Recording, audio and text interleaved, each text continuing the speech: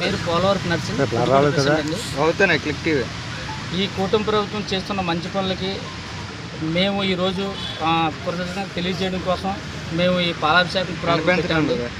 అమరావతి ఆమోదం తెచ్చినట్టుకు కూటమి ప్రభుత్వంకి అందరికీ శుభాకాంక్షలు అండి. అలాగే మా ఫుడ్ కోర్టు మన శంకుస్థాపన అయింది.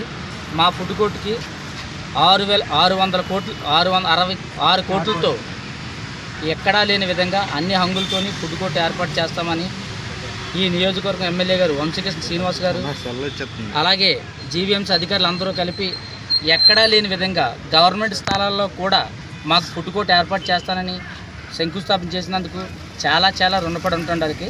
ఎందుకంటే ఈ కూటమి ప్రభుత్వం ఇంకా ఎన్నో మంచి పనులు చేయాలని, నిరుపేదలందరికీ మంచి జీవనోపాధి కల్పిస్తారని పూర్తి విశ్వాసం మాకు ఉందండి ఈ ప్రభుత్వం మీద.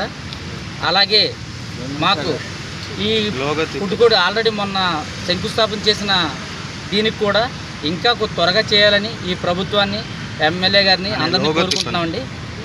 ఈ జీవీఎంసీ అధికారులు కూడా అందులో భాగంగా ఈరోజు పాలాభిషేకం చేశామండి. ఎందుకంటే మనకి అసలు రోడ్డు మీద ఎక్కడ తీసిన షాపులు అక్కడే ఇవ్వడం వల్ల మాకు ఇంకా ఆనందం అనిపించింది. ఆ ఉద్దేశంతోనే ఈరోజు ఈ పాలాభిషేక కార్యక్రమం చేశామండి. మరి వాళ్ళు ఎందుకు ధర్నా చేస్తున్నారు? వాళ్ళు ఎందుకు చేస్తున్నారు అనేది మాకు తెలియదండి.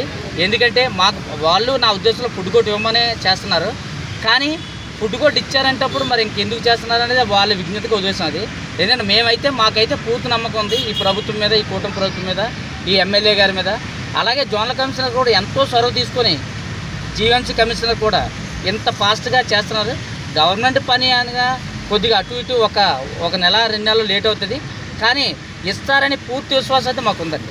మీ దాంట్లో లేరంటే వాళ్ళు ఫుడ్ కోర్టు దాంట్లో అంటే ఇక్కడ వాళ్ళు మా ఫుడ్ కోర్టు అండి. కాకపోతే మాకు ఫస్ట్ నుండి కూడా 2 యూనియన్లు అండి. అంటే ఫస్ట్ వాళ్ళు ఉన్నారు, తర్వాత మేము వచ్చామండి. అంటే వచ్చామంటే వేరు యూనియన్లు. మాకేంటంటే మాకు ఇలా ప్రభుత్వానికి వ్యతిరేకంగా ఏ ప్రభుత్వం వ్యతిరేకంగా మేము ఏ కార్యక్రమం చేయమండి. మాకేంటంటే మేము బతికేది రోడ్డు మీద. మనకెందుకు సార్ రాజకీయాలు? ఆ ఉద్దేశంతో మేము ప్రభుత్వానికి అనుకూలంగా బినామీ పేర్ల మీద ఉన్నారు, నర్సింగ్ గారు ఇదంతా చేయిస్తున్నారు అంటున్నారు వాళ్ళు. ఓకే సార్, వాళ్ళు అన్నది రైతే, వాళ్ళు అన్నదే రైట్ అయితే నిరూపించమనండి. ఇంకోటి, ఈ కథ వాళ్ళు అక్కడ ఫుడ్ కోర్టు ఉంటాడు చెప్తే ఎవరైనా నమ్ముతారు. ఇప్పుడు జీవీఎంసీ అధికారులు అన్ని విధాలుగా యాజ్ పర్ నామ్స్ ప్రకారం Aadhaar card, ration card, local mapping మన ఫోన్పే బిజినెస్ చేస్తున్న ఇవన్నీ చూసి ఎంతో పారదర్శకంగా సెలెక్ట్ చేశారు.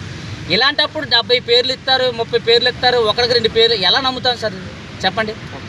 ఏదో నాకు మంచిగా అంటే నేను ఎందుకంటే ధర్నా చేయడం నాకు ఇష్టం లేదండి.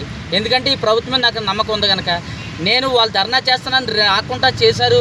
ఇక్కడ మేము శంకుస్థాపన మేము పాల్గొన్నామని అదే ఒక దురుద్దేశంతో వాళ్ళు మాట్లాడుతున్నారు. నా మీద ఏదో ఎలిగించారని.